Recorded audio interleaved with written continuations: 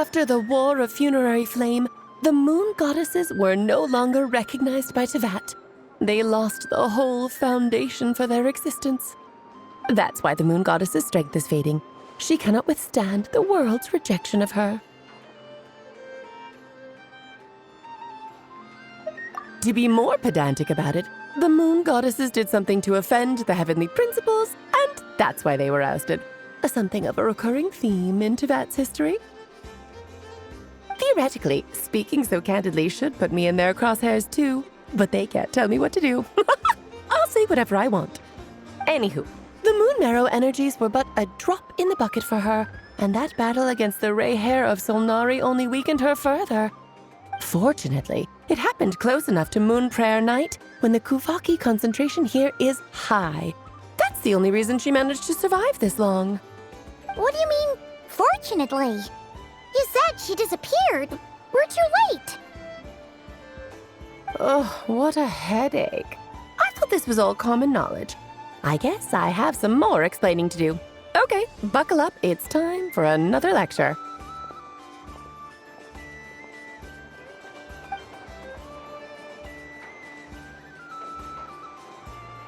Now, I said earlier that the moon goddesses lost the foundation for their existence.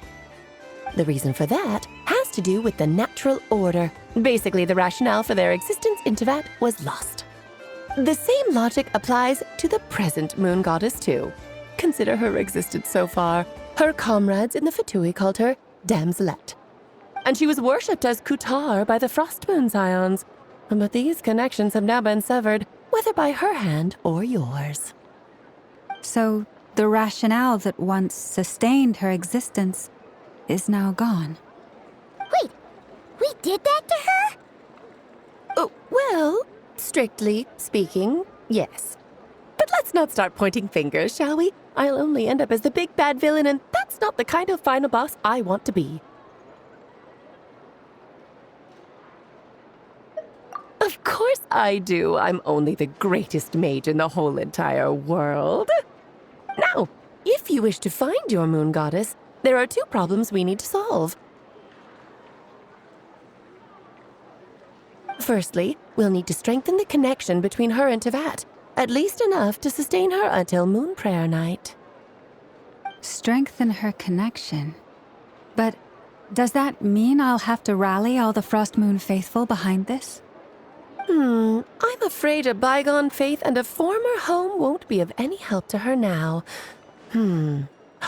Do you know her name? Her name? Oh, yes. Names are very important things. A name is a fundamental concept that anchors one's entire existence. Then your first job is to find it. As a moon goddess, I'm sure she must have a name she identifies with.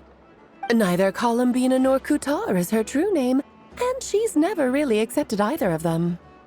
So, finding out her real name is enough to sustain her existence? Yes, I know it sounds like a small step, but every journey begins that way. So for now, that's all we need to focus on. The second problem is with her plan to use the moon marrows to return to the moon. Unfortunately, piercing through the false sky will take an enormous amount of power. Given her current condition, she won't be able to provide anywhere near enough power, even if she recovers her physical form. But no need to fret. Nicole's the expert in this field, and I'm sure she'll figure something out. Wait, Mage N is going to help us out too? That means we've got 2 Hexen Circle mages on the case. This is turning into a pretty big deal. Actually, this is more of a side quest for me. Like you said, I'm a busy lady, so I can't stay for too long. I'll have to return to Teyvat's border soon. That's the upside you get for looking out for my little Klee. Hopefully that will incentivize you to carry on keeping her company in the future. Anyway, jokes aside, you'd better get moving. It will take quite a miracle for the moon goddess's consciousness to hold out till Moon Prayer Night. Oh, I suppose I might as well tell you where Nicole is before I leave. Off you go now. Time to meet your new friend. Oh, yes, and a little suggestion. Don't forget to mind your heads. What? I wonder how Durin's doing. I should really go see him before I head back. You really are super busy. I most certainly am. There's so many children I have to keep tabs on just in Mondstadt. Durin, Albedo, Venti, Varka. Klee didn't make the list, huh? Of course not. Klee is my pride and joy. I have no qualms about her, because she's the best child in the whole wide world. Yeah. Klee's a little angel.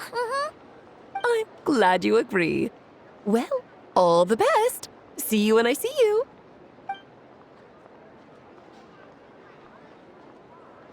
She left in a hurry. Yeah. She didn't pack up her stall. Should we handle it for her? I must say, I'm now very curious about her daughter. Klee, wasn't it? What's she like? That's a long story. Come on, we'll fill you in as we go.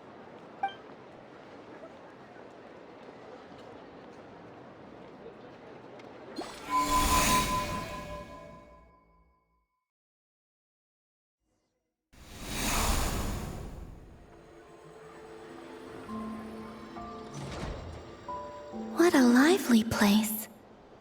I've never experienced Nasha Town like this before. Hey, you old geezer! Your hammer's rusted through! Who are you calling old geezer? Are they quarreling? I'm looking right at him! You've really gone downhill since giving your daughter free rein in the workshop. Can you even swing a hammer anymore? It shouldn't take you days just to fix a single chair! You might as well use that hammer to massage my back for all the good it's doing. Don't run your mouth, or you'll get a back massage that'll put you in bed for the rest of your life. Look, the materials haven't arrived yet, all right? You know how busy it gets in the days before Moon Prayer Night. I'll bet you send all the materials to your little princess. Blood's always thicker than water, huh? All right, you've made your point, Uncle Koski. As soon as the materials arrive, fixing your chair will be the #1 priority. And Dad, if you've got time to chat, why don't you lend me a hand, See? Lolka knows what the score is. I guess they're friends. But the way they spoke to each other was so ugly. Then again, it wouldn't be the first time I've seen something like this. Columbina!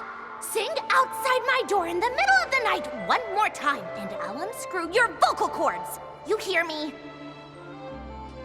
Oh, Zandrone.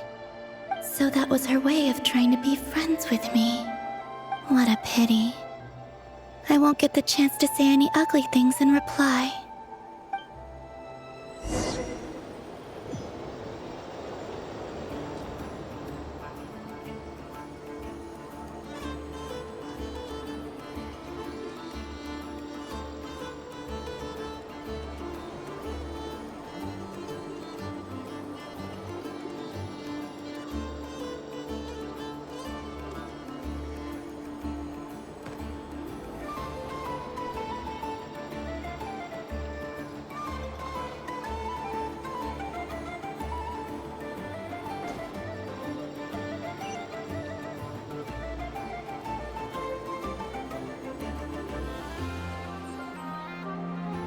Hey, have you decided what to give her for Moon Prayer Night?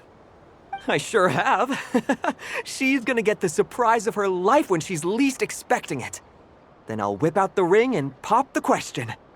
The surprise of her life. What a fun turn of phrase. Cool, I get the picture. You can spare me the gushy details. Ooh, looks like we have a customer. Hello there, ma'am. Would you like some Moon Prayer Night candy? Huh? Is he talking to me? Can he see me? Here you go.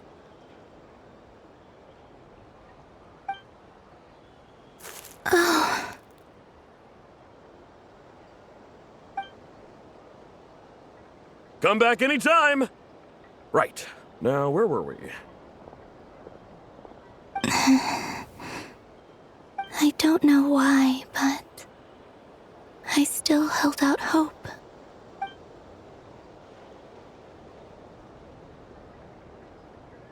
The most important thing right now is to find that mage. This name thing seems super important too, but where do we even start looking? I'd better go pay the Fatui a visit.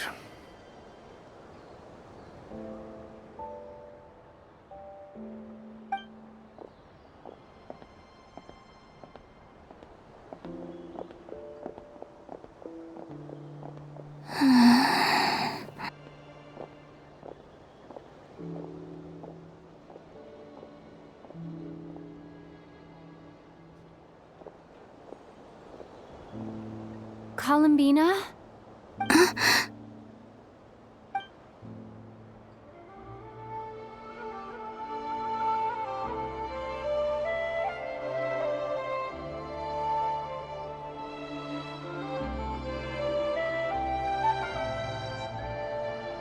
Traveler?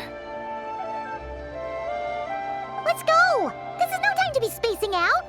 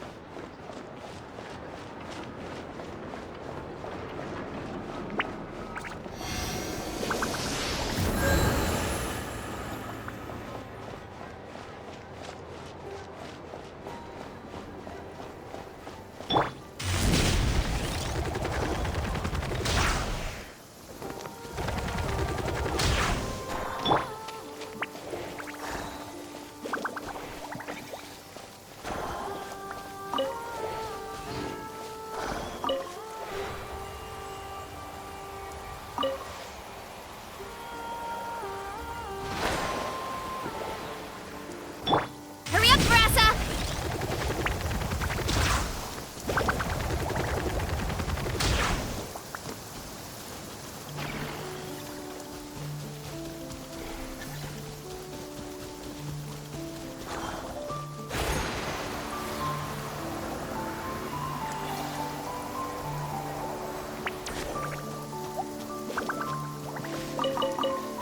Hurry up, Brassa!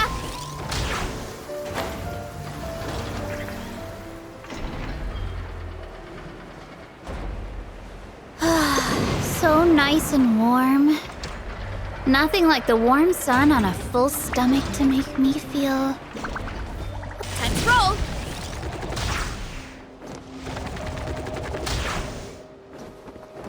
Look out below! Whoa!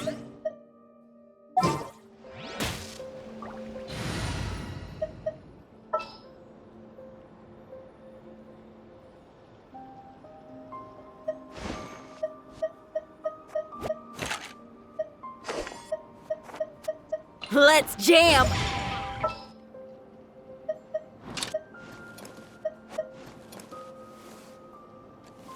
As you wish.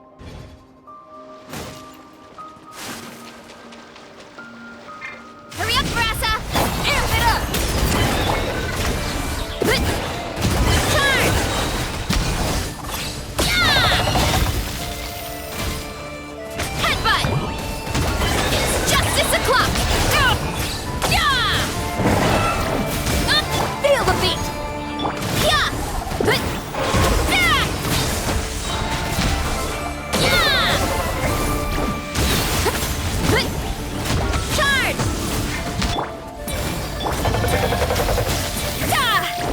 Yeah! Charge! I must leave no... Oof!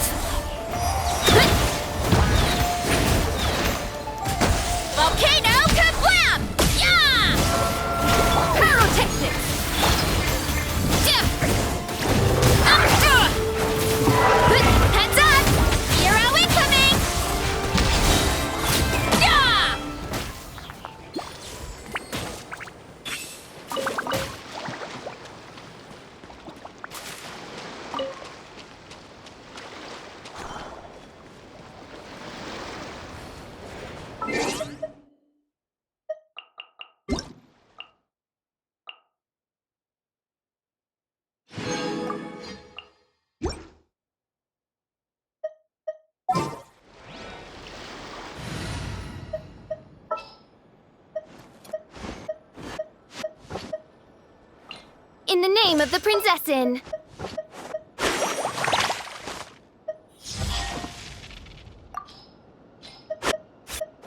We can do this!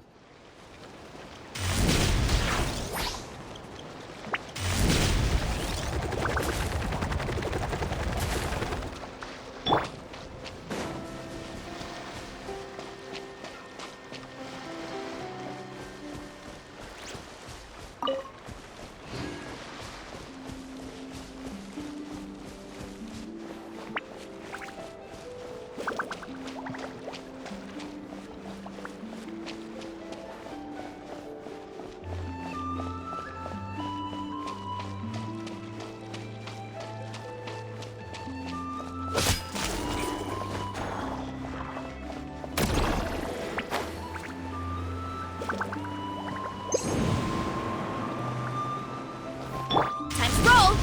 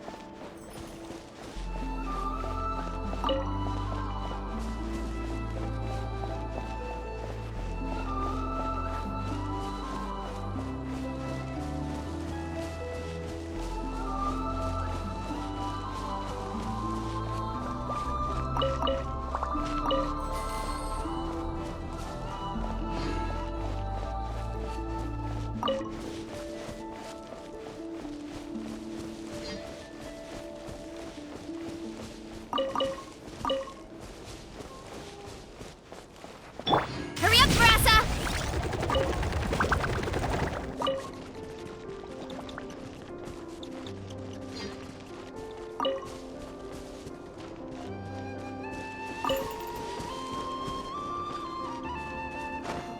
Goddess, may your light illuminate our path ahead.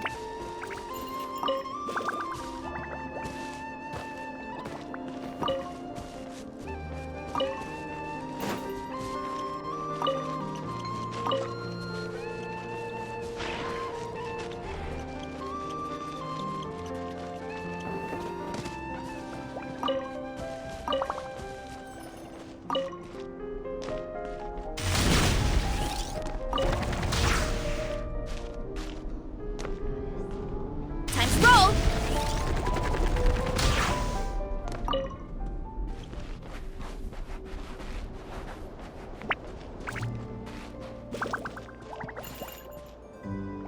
Running late again! Look out below!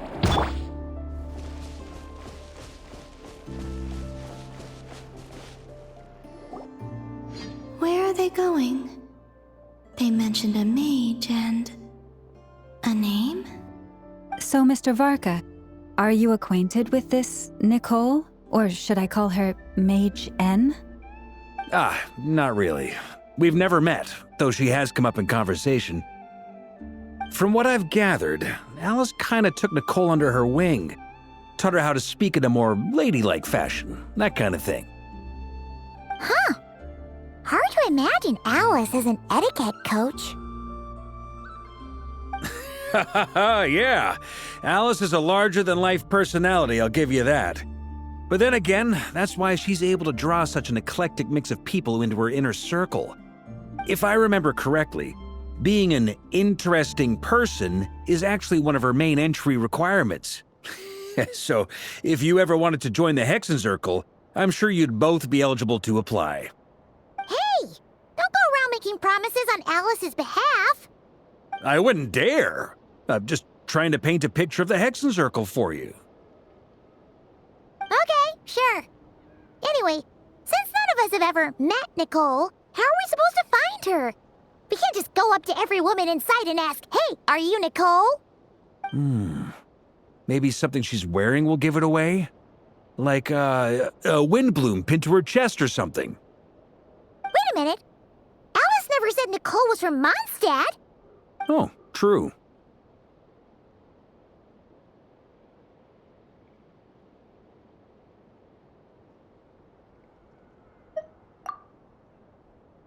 That would be this young lady, then?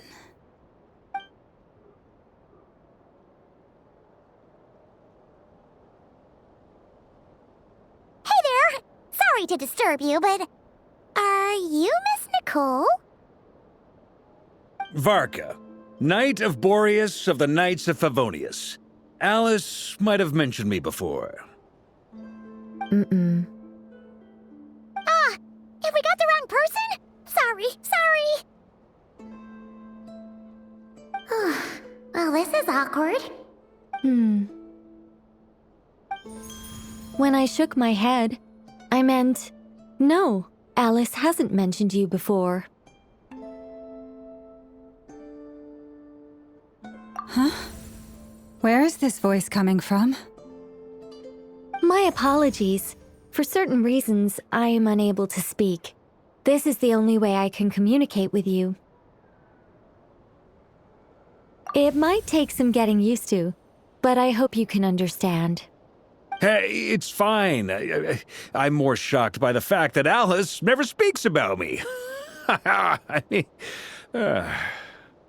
As for you two, we have crossed paths twice before, but it is nonetheless a pleasure to finally meet you. It's really you! Thanks for all your guidance in the past! You're quite welcome. This time, things are different. We have reached the unwritten pages of the story. You might say that we stand at the crossroads of fate.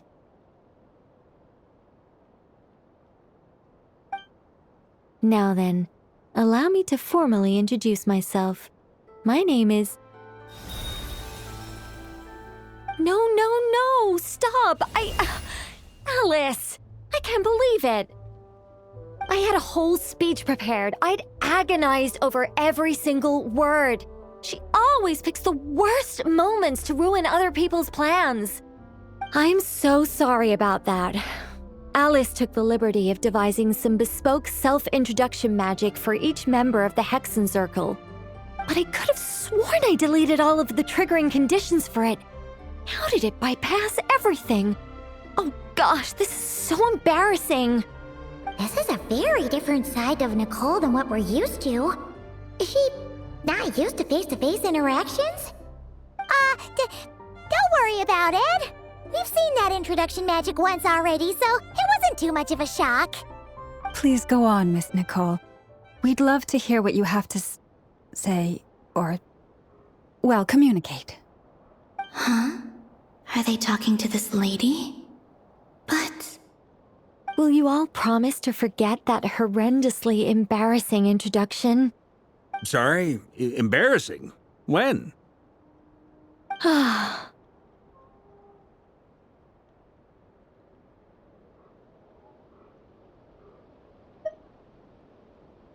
Yes, my name is Nicole, and I am one of a very few angels who have retained both their preferred form and their power. The Traveler and Paimon should be no strangers to this concept. There is another of our kind in Natlan. They call her the Lord of the Night. All right! Paimon remembers her. Yes. Well, I have retained more of my power than she. It's because I don't have a long-term duty to fulfill. To be more specific, no. We'll be here all day if I get into the specifics. Moving on. If I'm not mistaken, you are here because you wish to learn how one might reach the moon beyond the sky. That's right. Is that something you can give us any guidance on? Yes, I do know a way. It began with the Hyperboreans, who lived after the War of Funerary Flame. Blank looks. Maybe I should start with the background of the war. Or maybe not. It shouldn't be an issue. I'll fill in the gaps for you when we have more time. Anyway, after that war ended, the 3 moons retreated to beyond the false sky. The Hyperboreans were humans I once aided. They accepted the civilization and creations bestowed upon them by the angels. But despite accepting many blessings of the angels, many among them still held on to their faith in the moons. They were reluctant to accept the new order. Even after the War of Funerary Flame, they sought to contact the moon goddesses beyond the sky and receive their guidance. But all 3 had passed away by that point.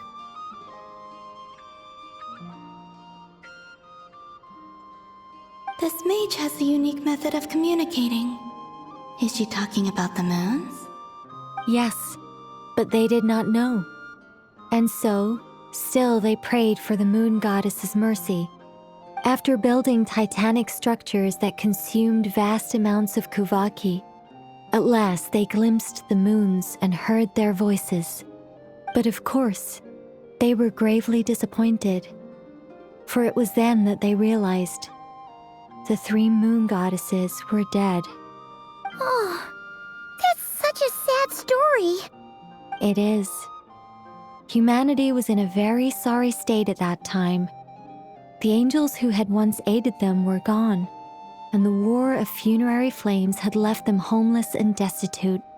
Just a second, I gotta ask. How relevant is all this history to the task at hand?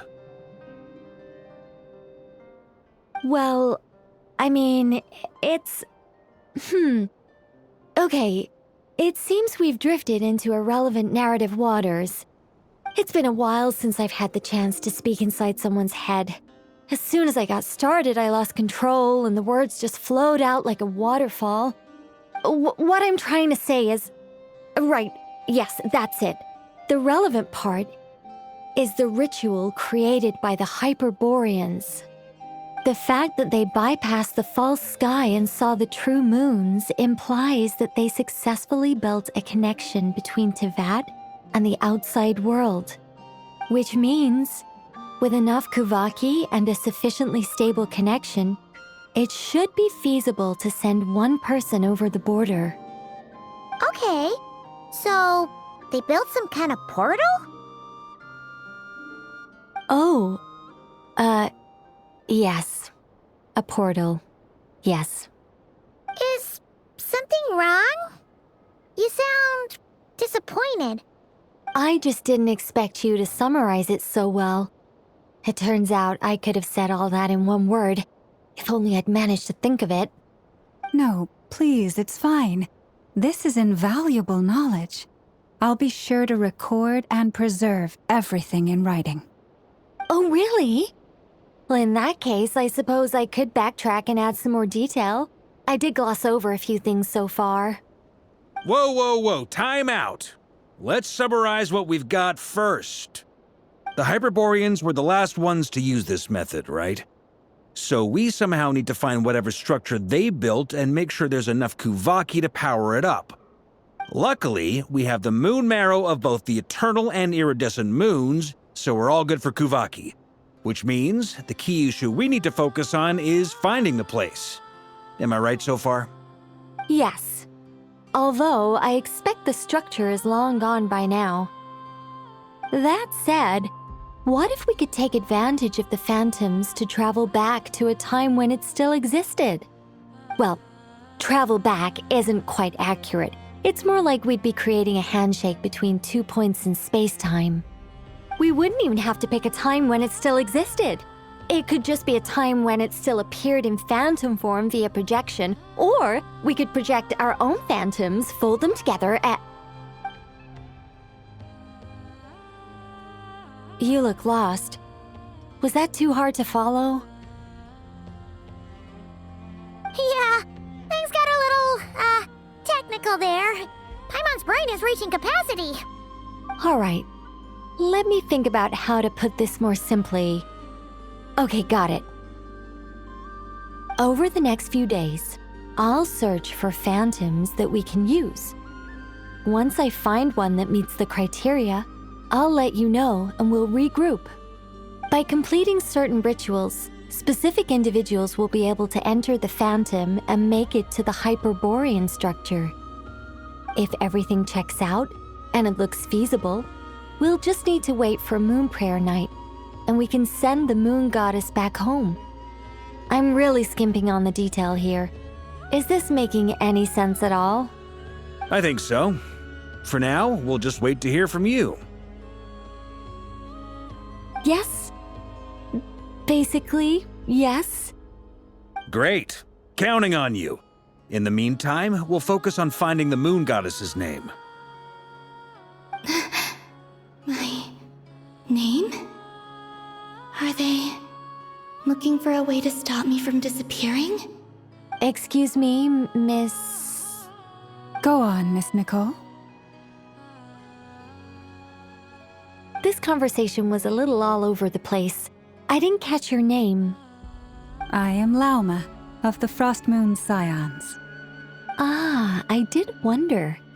I noticed that you listened very intently when I spoke about Hyperborea and the moon's history.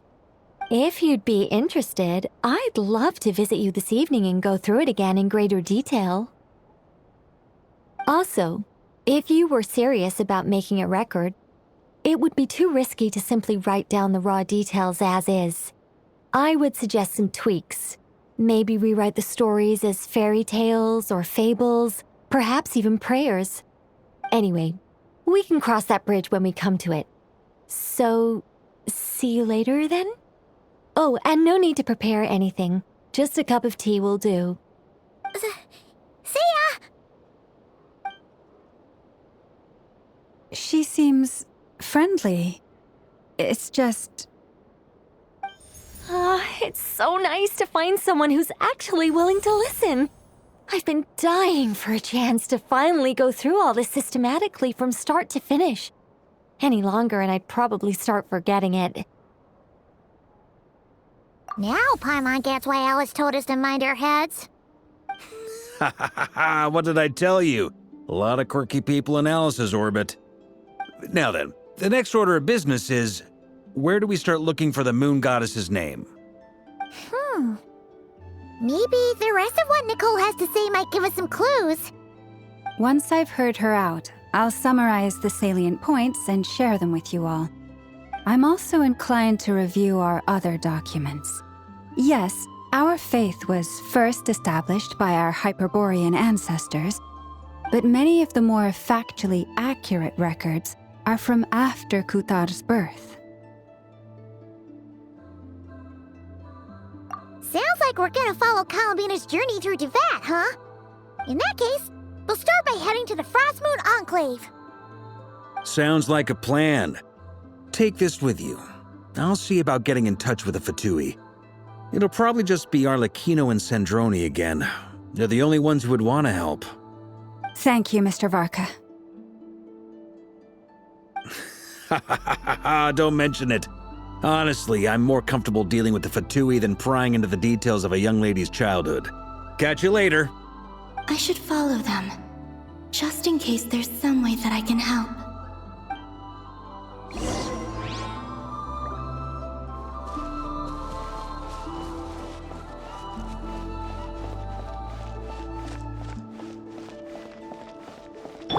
Time to roll!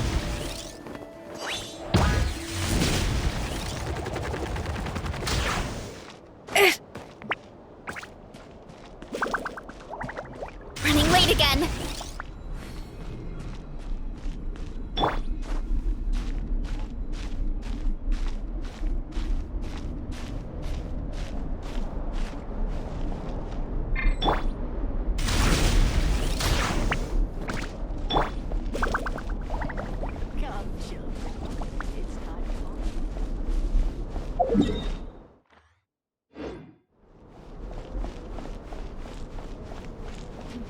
This is more than a fair price already.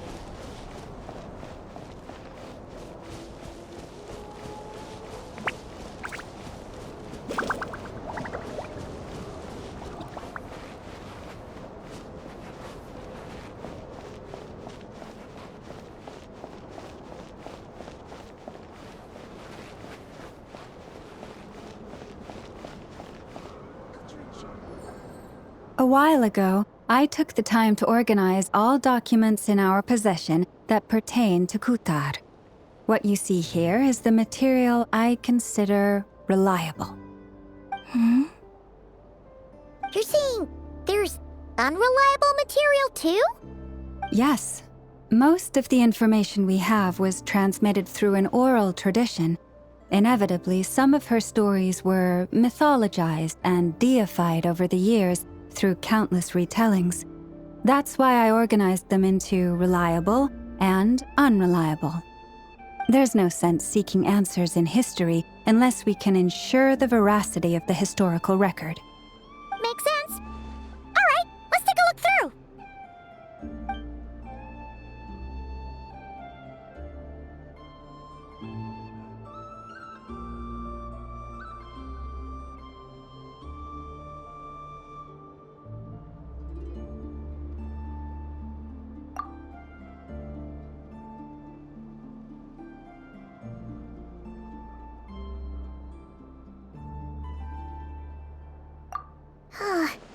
Almost all these records refer to Kutar instead of Columbina.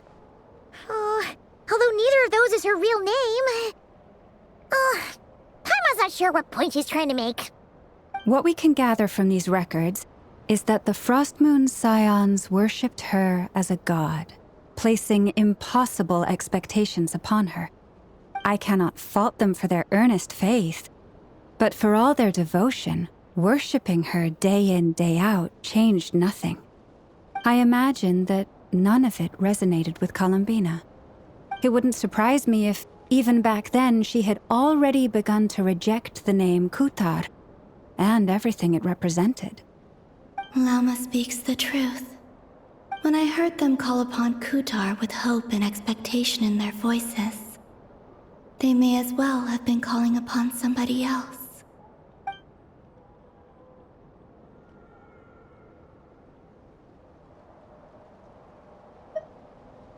Well, that's a bit complicated. I looked at the level of detail, perceived authenticity, prose style, and how realistic their portrayal of Kutar seemed to be. Amongst the Frostmoon Scions of today, only I know of her existence, and I alone have spoken to her face to face. As such, I know that there are certain things she simply would never do. That being said, I have sensed some changes in her lately. Changes? Me? Seems like this is getting us nowhere. For what it's worth, why don't we check the unreliable sources too? Sure. Give me a moment.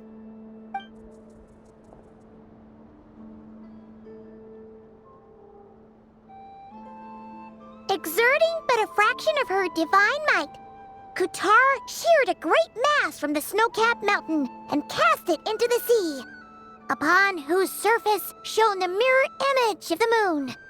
Thus was formed the island of Hisi. Yeah, right. That doesn't even begin to pass the sniff test. The 3 moons are naught but lies through and through. Only one moon has ever shone for us, and Kutar is her name.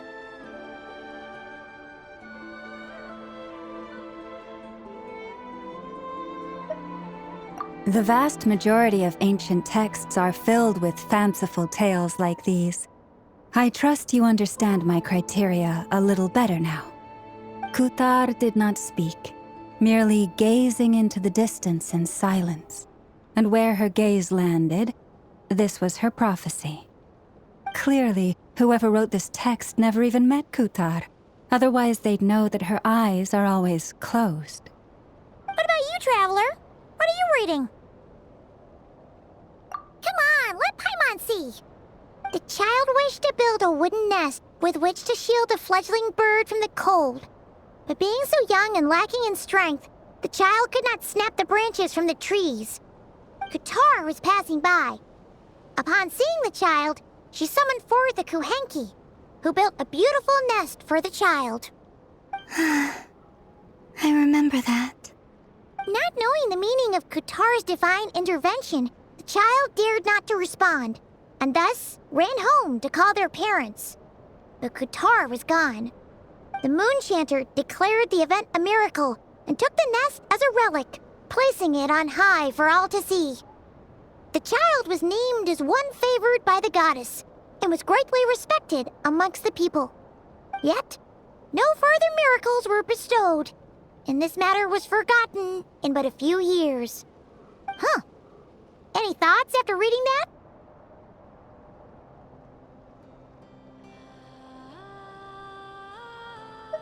Yeah. Columbina probably just wanted to join the kid in making nests. Ah. I'd originally considered this a fabrication, because Kutar did not perform any similar actions in subsequent records. But now that I think about it, it does seem like something Columbina would do. It's just that... She didn't know how other people would interpret her actions. She was probably worried about making things difficult for people. So, she gradually stopped joining in. Yes. Oh, that's so sad.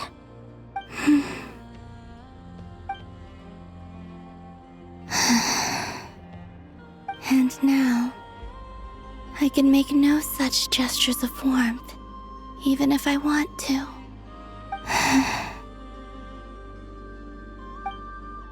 Still no name.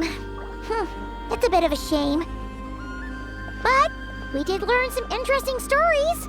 That's gotta count for something. Barca said he was gonna set up a meeting with Arlecchino and Sandrone, right? Let's go back to Nasha Town and see how he's doing.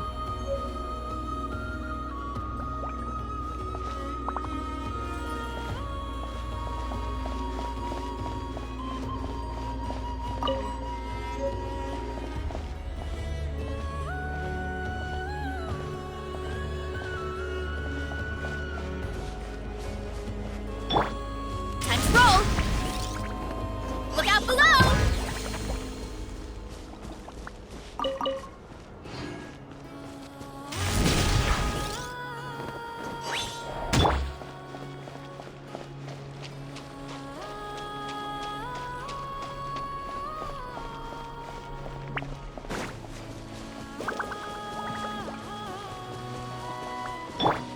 Time to roll!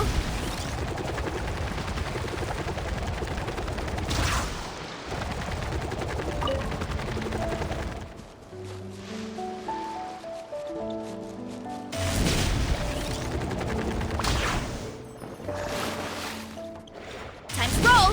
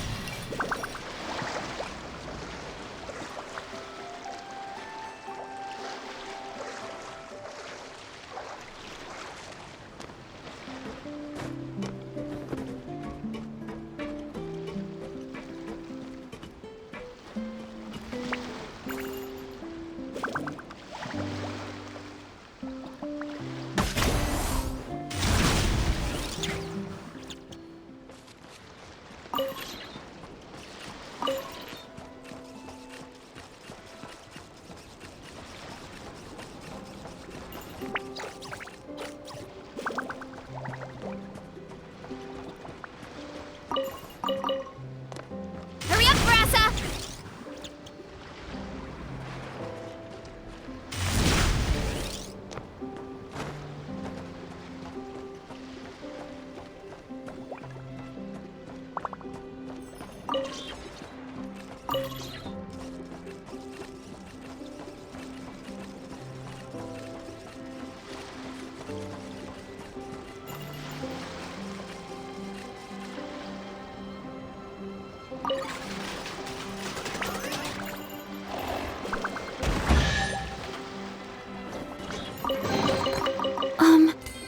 Are these edible?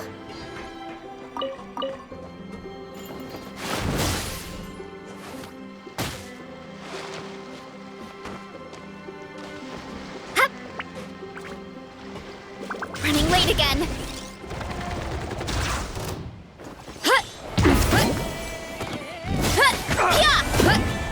Charge! By royal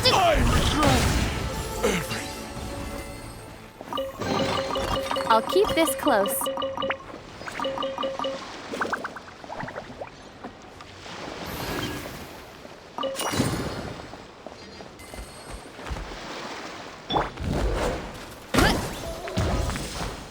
Woo!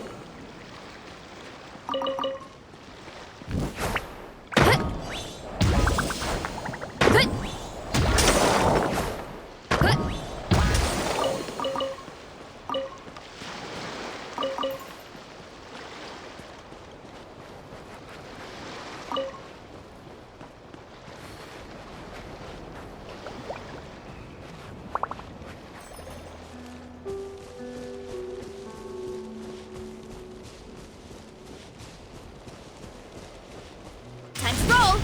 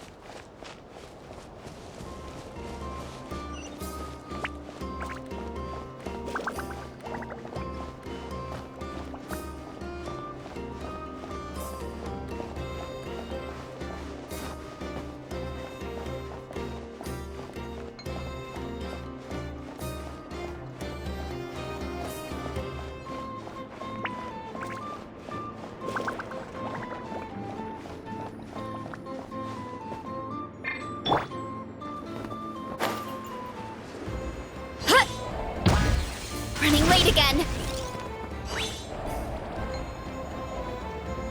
Let's see. There's Varka. Oh, and it's Durin and Albedo too. Yeah, this is pretty much the same place we bumped into each other last time. I convinced them to stick around a little longer. We were all waiting on people, so I figured having a little company would help pass the time. Ah, so you've been waiting for us? Does this mean that you've already arranged things with the Fatui? Sure does. Now you're back, we can go meet up with them together. How'd your investigation at the Frost Moon Enclave go? Well, we didn't find out Columbina's true name. But apart from that, it went pretty well. Aha, just as well that I didn't tag along then. I'm sure our moon goddess wouldn't want every man and his dog knowing all about her private life. Still, desperate times, desperate measures, I guess. Someone had to do it. So, Varka was waiting on us, but what about you two? Are you waiting for Alice? Oh, no, we already met with her. We discussed that experiment I mentioned to you last time. Oh, and she also handed me this communication device.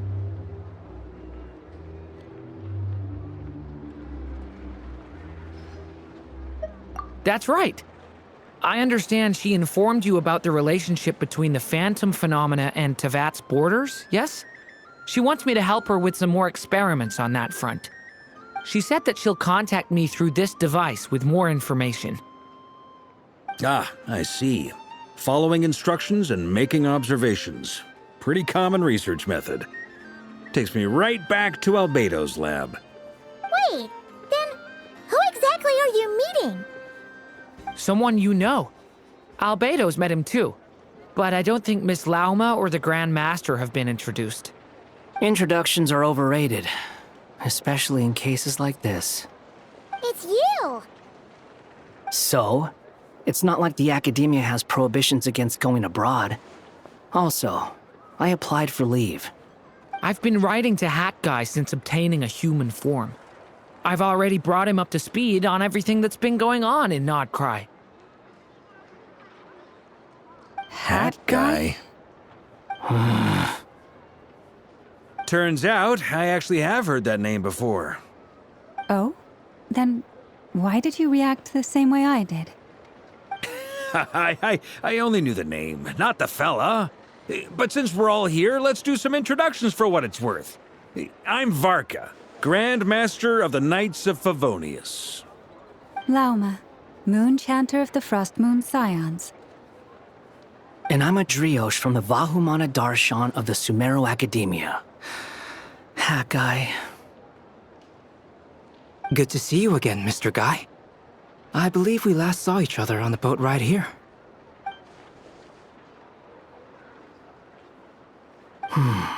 Mind you, the only reason I came here is because there's someone I want to look into. Who's that? The Doctor, also known as Dottore, second of the Fatui Harbingers.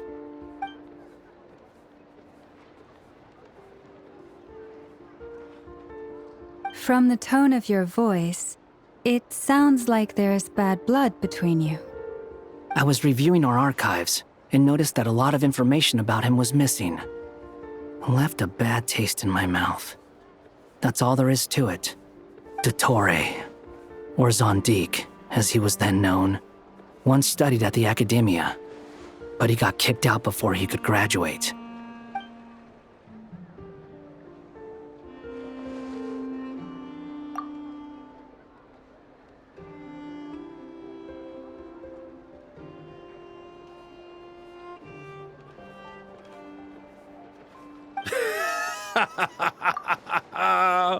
So the Harbinger's #2 man is a college dropout? How embarrassing for them. Last we heard, he was planning something. We actually heard that a few times before, even coming to Nodcry, but we haven't seen a trace of him since we got here. He only appears when something interests him. For all we know, he might have left already. But the fact he did something here at all is worth noting. It'll fill a couple extra lines in his file. Why does it sound less like a file you're writing and more like a criminal record? Anyway, we were just about to meet 2 of the other Harbingers. Want to come along? You might learn a thing or two about him there. Sure. Even though they're Harbingers, well, they're old acquaintances of ours, so, you know, when you talk to them, try to be... I got it. The Frost Moon Scions' relations with the Fatui remain tense. Forgive me if I do not attend. In that case, we'll continue assisting Miss Alice with her experiments. Good stuff. Everyone's having a fruitful time. All right, we better get going. I'll lead the way.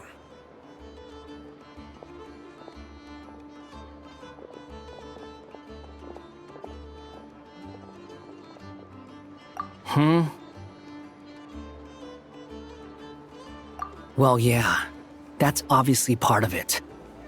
But I'm not the only one who has a score to settle with him. Neither you, nor Lesser Lord Kusanali, nor I want to see him meddling with things again.